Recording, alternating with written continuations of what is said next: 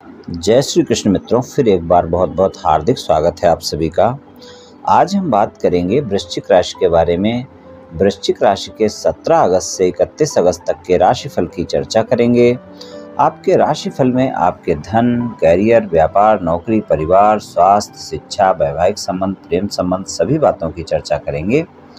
और ये राशिफल चंद्र राशि पर आधारित है, यानी मून साइन पर।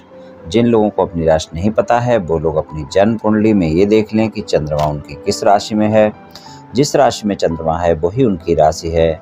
जिनके पास जन्म कुंडली नहीं है वो अपने नाम के पहले अक्षर से अपनी नाम राशि जान सकते हैं और ये राशिफल अपनी नाम राशि से देख व सुन सकते हैं। तो चलिए मित्रों, शुरू करते हैं। वृश्चिक राशि वालों के सबसे पहले धन की बात करते हैं। धन की बात करें तो धन भाव में धनु राशि है, स्वामी गुरुदेव हैं, और आय भाव में कन्या राशि है, स्वामी बुध हैं। और गुरुदेव का गोचर अपनी स्वराशि पंचम भाव मीन राशि में रहेगा पूरे समय 17 से 31 अगस्त तक।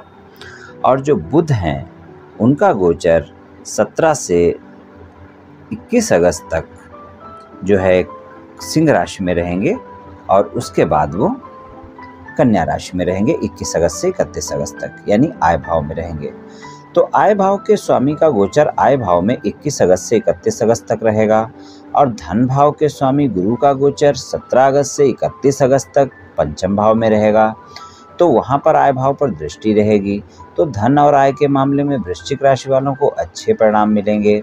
वहाँ पर आपके व्यापार, कारोबार और नौकरी से या जो भी कार्य आप करते हैं जिससे भी धन कमाते हैं वहाँ से आपके धन का आवागमन जारी रहेगा और आपको धन और आय के मामले में कोई भी दिक्कतों का सामना नहीं करना पड़ेगा। लेकिन 12वें भाव में आपके तुला राशि है और वहाँ पर केतु का गोचर है, तो अचानक आपके खर्चे बढ़ सकते हैं। स्वास्थ्य को लेकर भी खर्चे बढ़ सकते हैं।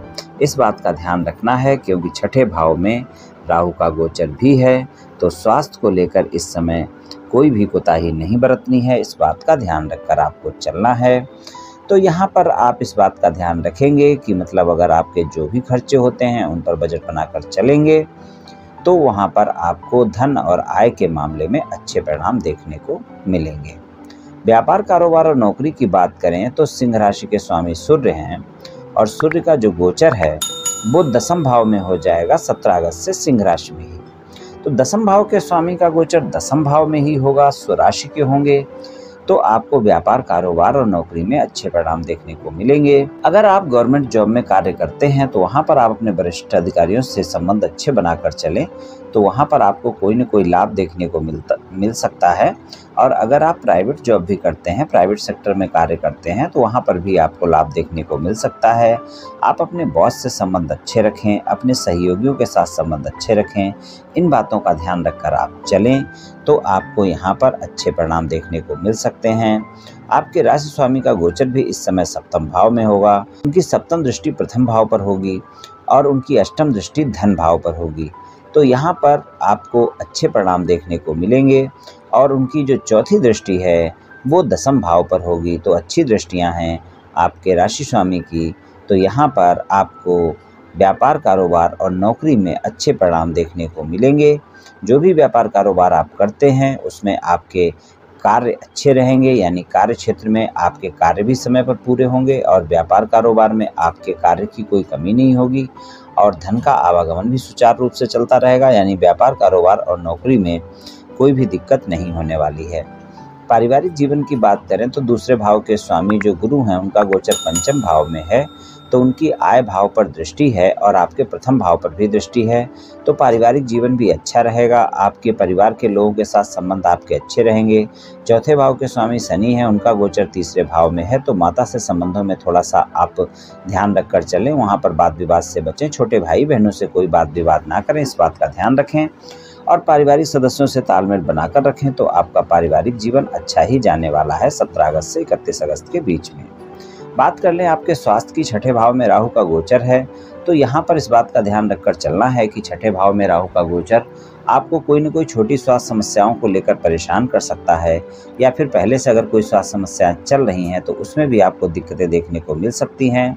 तो स्वास्थ्य के मामले में अगर कोई भी समस्या होती है तो वृश्चिक राशि वालों को इस समय कोताही बिल्कुल नहीं बरतनी है, डॉक्टर से परामर्श लेना है, स्वस्थ दिनचर्या अपनानी है, योग प्राणायाम करना है, तनाव से बचना है, इन बातों का ध्यान रखकर चलना है और खान पान पर इस समय विशेष ध्यान रखना है, क्योंकि अगर पेट से संबंधित कोई स्वास्थ्य समस्या है तो उसमें भी परेशानी देखने को मिल सकती है, इसलिए वहाँ पर भी थोड़ा सा ध्यान रखकर आप चलें।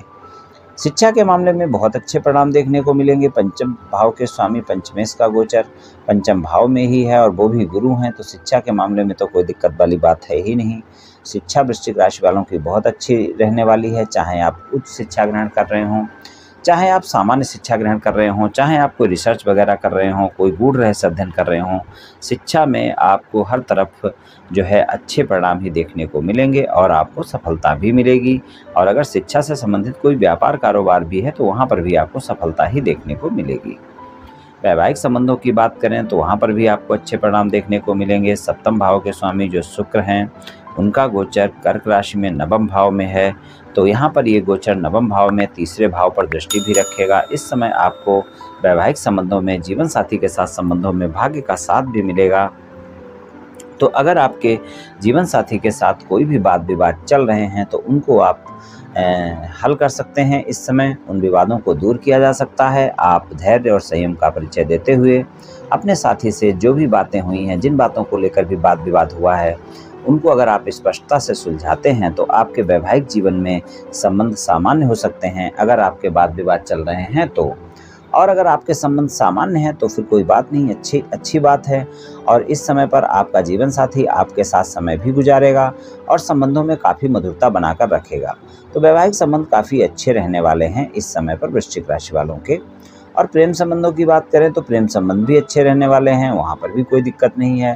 बस वहाँ पर आपके शनि की दृष्टि तीसरे भाव पर बनी रहेगी, क्योंकि तीसरे भाव के स्वामी शनि हैं और मकर राशि में ही गोचर है, उनकी तीसरी दृष्टि आपके पंचम भाव पर बनी रहेगी। तो प्रेम संबंधों में भी इस समय आपको अच्छे ही परिणाम देखने को मिलेंगे, लेकिन आपके प्रेमी प्रेमिका जो भी आपके साथी हैं इस समय आपके साथ ऐसी बातें कर सकते हैं कि आपके साथ प्रेम संबंधों में वो इन बातों का पता लगाने की कोशिश कर सकते हैं कि आपके प्रेम संबंध एक से ज़्यादा जगह तो नहीं हैं। तो यहाँ पर इस बात का ध्यान रखें कि प्रेम संबंधों में ईमानदारी बरतें।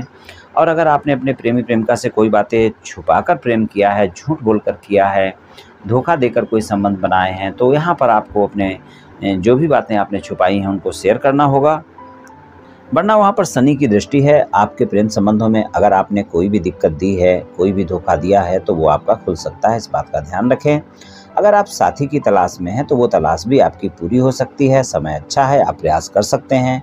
किसी से मित्रता करना चाहते हैं तो हाथ बढ़ा सकते हैं, या फिर किसी से मित्रवत संबंध है, प्रेम संबंधों में बदलना चाहते हैं तो वहाँ पर भी आप प्रयास कर सकते हैं, सफलता आपको मिल सकती है।